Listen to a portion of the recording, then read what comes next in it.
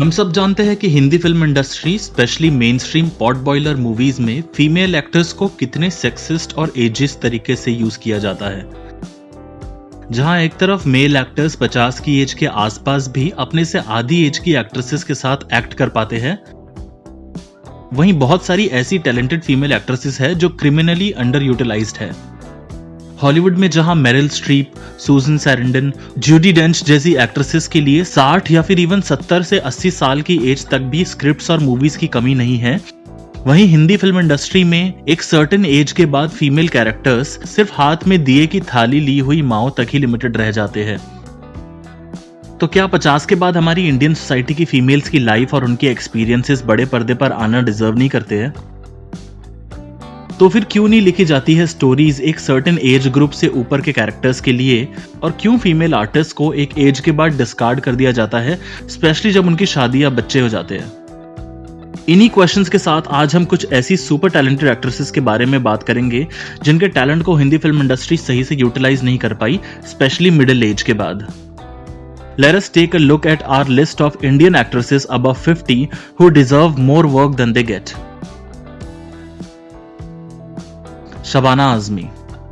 अपने टाइम की सबसे क्रिटिकली एक्लेम्ड एक्ट्रेस होने के बावजूद शबाना आजमी अब बहुत कम फिल्मों में नजर आती है, बट 15 पार्क एवेन्यू और हनीमून ट्रेवल्स प्राइवेट लिमिटेड जैसी फिल्मों में she has shown that she still holds command over her craft.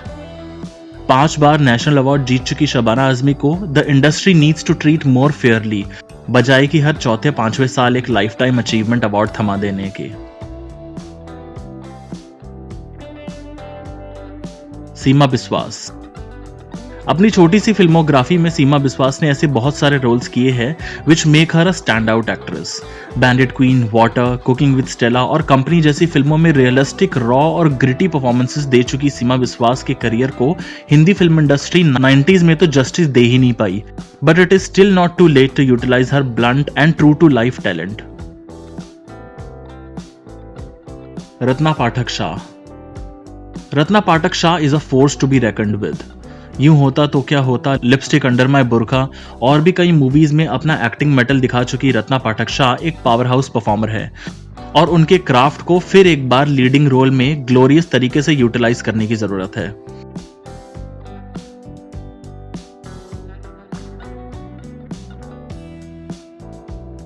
Amrita Singh. Amrita Singh के प्राइम में उन्हें काफी हद तक कॉमेडीज में रिड्यूस कर दिया, but the actress can act her behind off in serious dramas as well. कलयुग और टू स्टेट्स जैसी मीडियोकर फिल्म्स में भी अमृता की परफॉर्मेंसेस हमेशा स्टैंड आउट रही है, और ये अच्छी बात है कि उन्हें एक बार फिर मूवीज में देखा जा रहा है। बट लेट अस होप कि इन टैलेंटेड एक्ट्रेसेस के लिए और लीडिंग रोल्स लिखे जाए, बजाय कि सिर्फ कुछ गिने चुने सपोर्टिंग रोल्स के। आफ्टर ऑल इंडियन सिनेमा हर साल वर्ल्ड में सबसे ज्यादा मूवीज प्रोड्यूस करता है, so we do have place for all kinds of stories. Deepti Naval.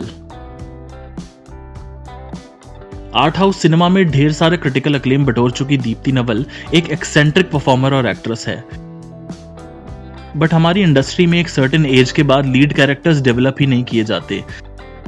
ऐसी बहुत सी स्टोरीज है जो एक सर्टेन एज ग्रुप के कैरेक्टर्स को लीड में और फोकस में रख के बनाई जा सकती है, बट हमेशा इनको एक कॉम्पेंसेटरी छोटे से सपोर्टिंग रोल में डाल दिया जाता है।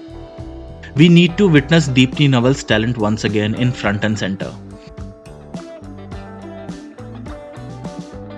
डिम्पल कपाड़िया। रुदाली और दिल चाहता है जैसी फिल्मों में एक्टिंग कर चुकी Dimple Kapadia painfully underutilized है, especially when it comes to movies focusing on the art of film making. Saand ki आंख जैसी फिल्मों में यंग एक्ट्रेसेस को मेकअप करवाने की जगह अगर डिम्पल कपाड़िया जैसे एक्टर्स को वो रोल दिया गया होता तो वो मूवी शायद इतनी पुअरली एक्टेड नहीं दिखती।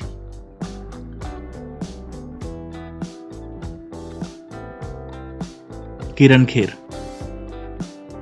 किसी भी कैरेक्टर में इजीली ढल जाने वाली किरण खेर एक वर्सेटाइल एक्ट्रेस है।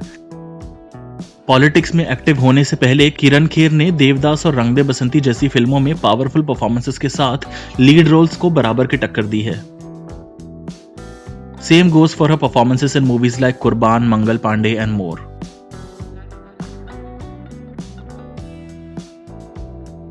नंदिता दास।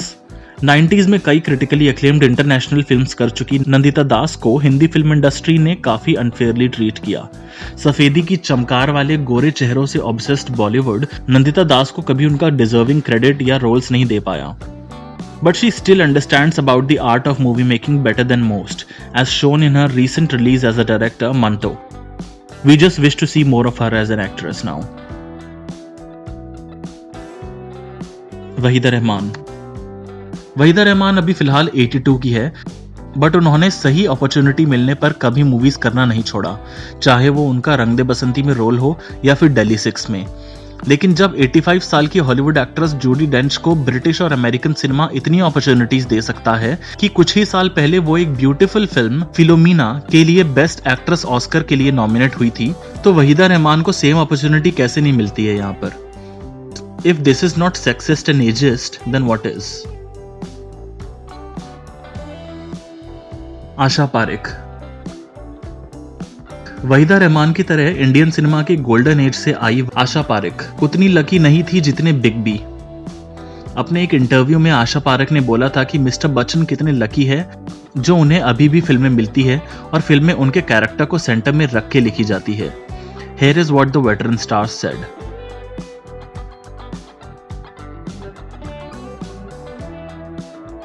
हालांकि ऐसी बहुत सारी अंडर यूटिलाइज्ड और फॉरगॉटन एक्ट्रेसेस हैं जिनको 50 के बाद इंडस्ट्री ने नेग्लेक्ट करना शुरू कर दिया, but still here are a few honourable mentions.